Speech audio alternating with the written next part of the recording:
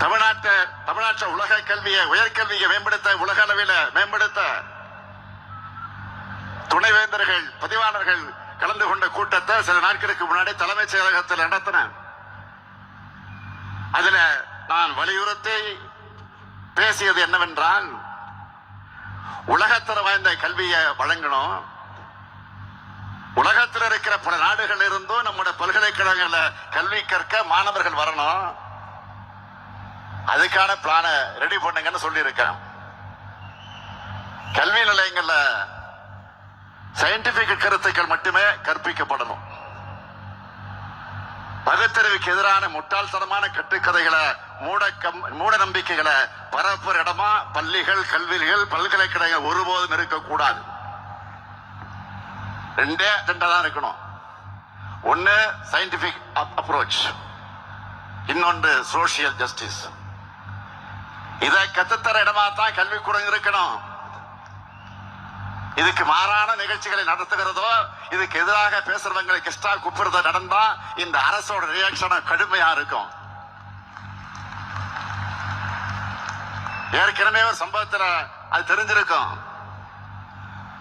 மாணவர்கள் நிரம்ப இருக்கீங்க, உங்ககிட்ட சில விஷயங்களை ஷேர் பண்ணிக்க நான் விரும்புறேன். நிறைய பேர் இப்ப படிக்காமலேயே பெரிய ஆள் ஆகிவிடலாம். பணம் சம்பாதிக்க படிக்கணும்னு அவசியம் இல்லை. யூடியூப்ல கூட சம்பாதிக்கலாம், இன்ஸ்டாகிராம்ல சம்பாதிக்கலாம். அந்த கடை போடலாம், இந்த கடையில போடலாம், இந்த கடை போடலாம்னு டிசைனா ஏமாத்துவாங்க. அந்த வலையில சிக்கிடாதீங்க. அவங்க சொன்னதெல்லாம் விதிவிலக்குகள். விதிவிலக்குகள் எப்பொழுதும் விதியாகாது. உங்களுக்கு விருப்பமான எந்த வேலையும் தொழிலையும் செய்யலாம், அது தவறு இல்லை. ஆனா எல்லாத்தையும் கல்விதான் அடிப்படை. எல்லாத்துக்கும் மறந்துடாதீங்க. படிப்பு பயனற்றதுன்னு யாராச்சும் சொன்னா அவங்கள சைலண்டா உங்க லைஃப்ல இருந்து அவாய்ட் பண்ணுங்க.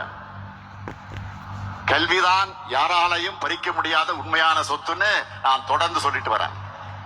இன்னும் 100 முறை சொல்லுவேன். ஏன்னா மாணவர்களை படிக்க விடக்கூடாது. இப்ப புதுசா தேசிய கல்விக் கொள்கை, விஸ்வகர்மா திட்டங்கள் எல்லாம் கொண்டு வராங்க. இன்னொரு பக்க சோசியல் மீடியா மூலமா தவறான அட்வைஸ்களை திசைதிருப்பல்களை மறுபக்க மாணவர்கிட்ட சாதிய உணவை தூண்டுகிற பல வகையில் சதி நடக்குது. உங்க ரோல் மாடல சோசியல் மீடியாவில் தேடாதீங்க. சோசியல் மீடியா என்பது பொழுதுபோக்குக்கான ஒரு ஸ்பேஸ். அது உங்களுடைய திறனை மட்டுப்படுத்துறதா இருக்கக்கூடாது. இதை மீறி படிச்சு நீங்க முன்னேறணும். ஏற்கனவே ஏஐ, குவாண்டம் கம்ப்யூட்டிங் போன்ற துறைகள்ல நம்ம தமிழ்நாட்டு மாணவர்கள் தான் டாப்ல இருக்காங்க. இதுக்கு காரணம் கல்வியில நம்மளோட தொலைநோக்கு பார்வைதான். இதே வேகத்தோட அடுத்த நூற்றாண்டுக்கு தேவையான கல்வியை நம்ம மாணவர்களுக்கு தர கல்வியாளர்கள் உறுதி ஏற்கணும். கல்வியோட நம்ம மாணவர்களுக்கு சமூக நீதி ஒதுக்கீடு ஆகியவற்றின் வரலாறு தேவை, இதன் அடைந்துள்ள வளர்ச்சி ஆகியவற்றை சொல்லி தந்து நாம் இன்னும் அடைய வேண்டிய வளர்ச்சியை நோக்கி நடைபோடணும்.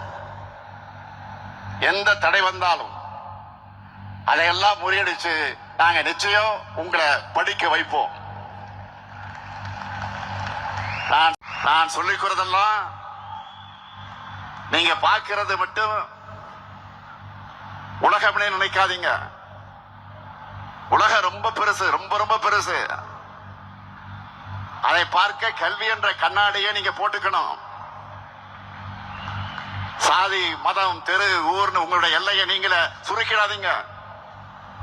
அந்த காலத்துல பிச்சை எடுத்தாவது படின்னு ஏன் சொன்னாங்க யோசிங்க. கல்விக்கு மிஞ்சினது எதுவும் இல்லை.